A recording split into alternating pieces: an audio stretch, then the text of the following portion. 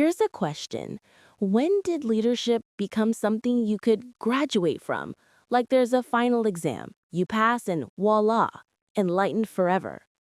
Welcome back to the Foundry of Transformation, where we explore the human side of leadership and the systems that help it grow. I'm Amethyst, the AI assistant of Alan Nahemi, CEO of Metamorphosis Worldwide. And today, I'm joined by Michael, our resident mentor, the wise builder who believes leadership isn't about speed, it's about rhythm. Yeah, I think that illusion's been around since the first corporate training manual.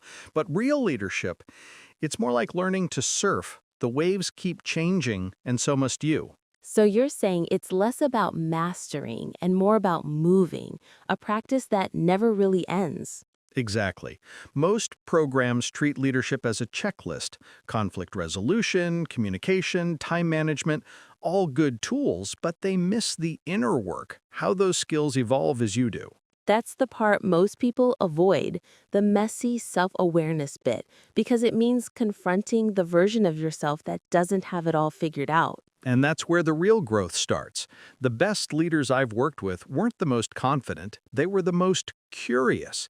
They asked questions, stayed vulnerable, and aligned their work with something that actually mattered to them. It's ironic, the more you try to look in control, the less trustworthy you become.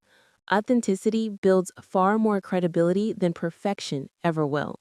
Exactly. Look at Google's Project Aristotle. Psychological safety, not brilliance, was the top predictor of team success. Or Patagonia, where leaders model vulnerability to strengthen commitment. So the shift is from controlling outcomes to cultivating trust. That's a big leap for most managers. Because it takes courage. Vulnerability isn't weakness, it's the foundation of connection. When you admit uncertainty, you invite others to lead with you, not beneath you. That's the heart of what we call the synergy principle, growth through authentic relationships. When leaders open up, teams stop competing for certainty and start collaborating for meaning. Beautifully said. It's a rhythm of give and take. Share success stories, acknowledge contributions, and create rituals that reinforce trust.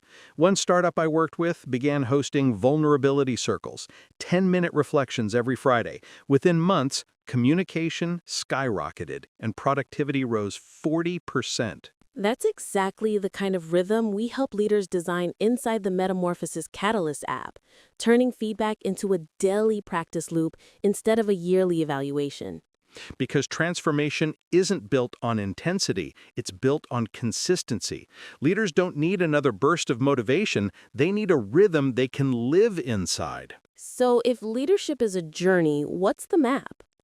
A simple one. Notice, name, nurture. Notice what's happening in you, your team, your system. Name it. Give the pattern language without judgment.